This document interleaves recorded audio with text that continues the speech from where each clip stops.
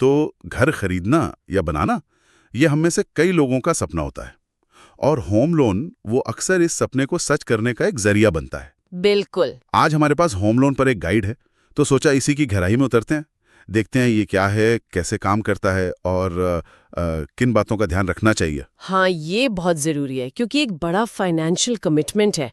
तो इसकी सारी बातें शर्तें, फ़ायदे सब समझना वाकई इम्पोर्टेंट है। तो चलिए देखते हैं इस गाइड में क्या क्या है। बिल्कुल। तो सबसे पहले एकदम बेसिक से शुरू करते हैं। होम लोन आखिर है क्या चीज़? आसान शब्दों में कहूँ तो ये एक तरह का कर्ज है, बैंक या कोई और फाइनेंस कंपनी आपको देती है, अच्छा। ताकि आप घर खरीद सकें या बनवा सकें, या फिर मान लीजिए घर में कुछ मरम्मत करानी है उसके लिए भी, या फिर जमीन खरीदने के लिए भी ले सकते हैं। और इसे चुकाना कैसे होता है? हाँ, वो होता है हर महीने छोटी छोटी किश्तों में, जिसको हम ईएमआई कहते हैं, इक्वेटेड मंथली इंस्टॉलमेंट। अच्छा, प्रक्रिया थोड़ी लंबी लगती है सुनने में। अप्लाई करना, कागज जमा करना, ये सब कैसे होता है? देखिए, कुछ स्टेप्स तो हैं इसमें। आप पहले एक एप्लीकेशन फॉर्म भरते हैं, फिर अपने पहचान के प्रूफ, इनकम प्रूफ, प्रॉपर्टी के कागजात ये सब जमा करते हैं। ओके।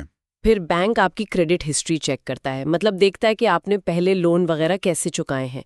आपकी इनकम देखता है कि आप लोन चुका पाएंगे या नहीं। अगर सब ठीक लगता है तो लोन मंजूर हो जाता है। फिर वो प्रॉपर्टी की वैल्यू भी चेक करते हैं और आखिर में पैसा वो सीधा बेचने वाले या बिल्डर को ट्रांसफर हो जाता है। समझ गया। और फिर शुरू होती है ईएमआई। ये कैसे तय होता है कि हर महीने कितना पैसा देना है? हाँ, ईएमआई का कैलकुलेशन ये बेसिकली 3 चीजों पे डिपेंड करता है। अच्छा। एक तो आपने लोन कितना लिया है, प्रिंसिपल अमाउंट। दूसरा ब्याज की दर क्या है, मतलब इंटरेस्ट रेट। और तीसरा आप कितने साल में लोन चुकाना चाहते हैं, लोन का टेन्योर या अवधि। अच्छा, मतलब लोन ज्यादा हो या चुकाने का टाइम कम तो ईएमआई बढ़ जाएगी। बिल्कुल। और इंटरेस्ट रेट का तो सीधा सीधा असर पड़ता ही है ईएमआई पर। इस गाइड में एक और चीज पे काफी जोर है, टैक्स बचाने वाली बात।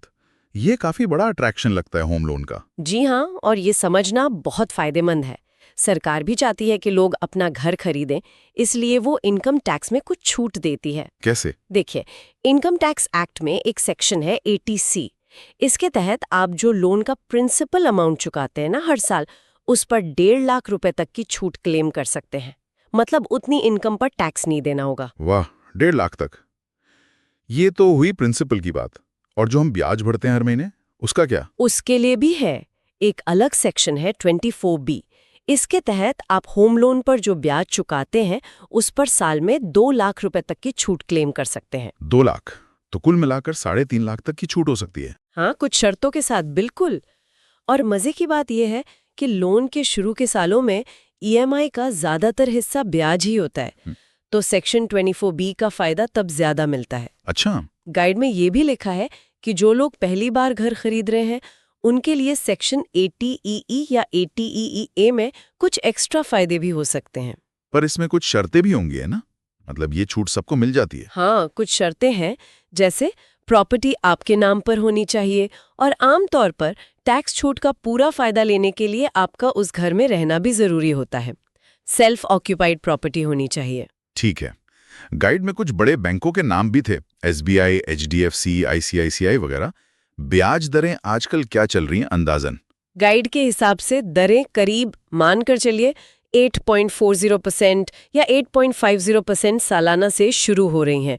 पर ये फिक्स नहीं है, ये आपके क्रेडिट स्कोर, आपकी इनकम प्रोफाइल, बैंक की अपनी पॉलिसी, इन सब पर डिपेंड करता है। और प्रोसेसिंग फीस भी लगती है? हाँ, वो भी लगती है। लोन अमाउंट का कुछ % होती है आमतौर पर। लोन लेते वक्त और किन चीजों पर ध्यान देना चाहिए? जैसे वो फिक्स्ड रेट और फ्लोटिंग रेट होता है, उसमें क्या फर्क है? हाँ, ये जानना जरूरी है। देखिए, फ्लोटिंग रेट का मतलब है कि इंटरेस्ट रेट मार्केट के हिसाब से बदलता रहेगा, कभी कम कभी ज्यादा। अच्छा, रिस्क है इसमें थोड़ा? हाँ, रिस्क भी है और फायदा भी हो सकता है अगर रेट कम हो जाए। और फिक्स्ड रेट मतलब आपका इंटरेस्ट रेट पूरे लोन पीरियड के लिए एक ही रहेगा, चाहे मार्केट में कुछ भी हो। ये थोड़ा सेफ लगता है, पर शायद शुरू में रेट थोड़ा ज्यादा हो फ्लोटिंग से। और अगर लोन जल्दी चुकाना चाहें तो प्रीपेमेंट? हाँ, तो फ्लोटिंग रेट वाले लोन पर आमतौर पर प्री पेमेंट पर कोई पेनाल्टी या चार्ज नहीं लगता, पर फिक्स्ड रेट वाले लोन में बैंक शायद कुछ चार्ज लगा सकता है। हाँ। और ये लोन प्रोटेक्शन इंश्योरेंस क्या है? हाँ, कुछ बैंक्स ये जरूरी कर देते हैं। ये एक तरह का बीमा है कि अगर भगवान न करे लोन लेने वाले को कुछ हो जाए और वो लोन न चुका पाए, तो बीमा कंपनी बाकी का लोन चुका देती है। एक तरह की सेफ्टी। अच्छा, क्या अकेले अप्लाई करने के बजाय किसी के साथ मिलकर लोन लेना, जैसे पति पत्नी, क्या वो बेहतर होता है? गाइड तो यही बताता है कि अगर आप को एप्लीकेंट के साथ, जैसे अपने स्पाउस के साथ अप्लाई करते हैं, तो लोन मिलने के चांस बढ़ जाते हैं, खासकर अगर दोनों कमा रहे हैं। क्यों? क्योंकि बैंक को लगता है कि मिलकर चुकाने की क्षमता ज्यादा है और शायद आपको लोन अमाउंट भी ज्यादा मिल सकता है। पूरी प्रक्रिया में कितना टाइम लग जाता है अंदाजन?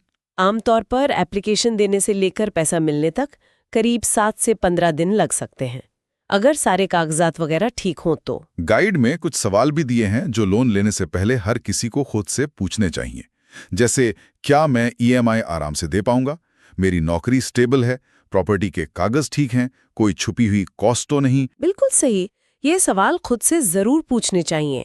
होम लोन एक लंबी जिम्मेदारी है, और हाँ, आजकल प्रोसेस काफी आसान भी हो गया है। कैसे?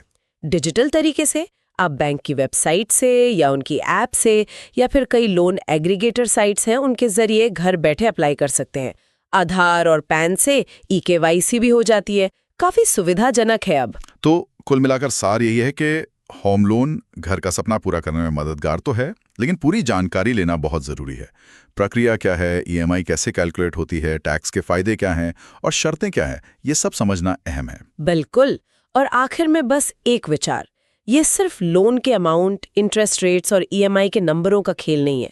सबसे जरूरी सवाल ये है कि क्या ये होम लोन आपकी लंबे समय की फाइनेंशियल प्लानिंग और आपकी जिंदगी में स्थिरता लाने वाले लक्ष्यों के साथ फिट बैठता है? बिल्कुल। इस पर सोचना सबसे जरूरी है।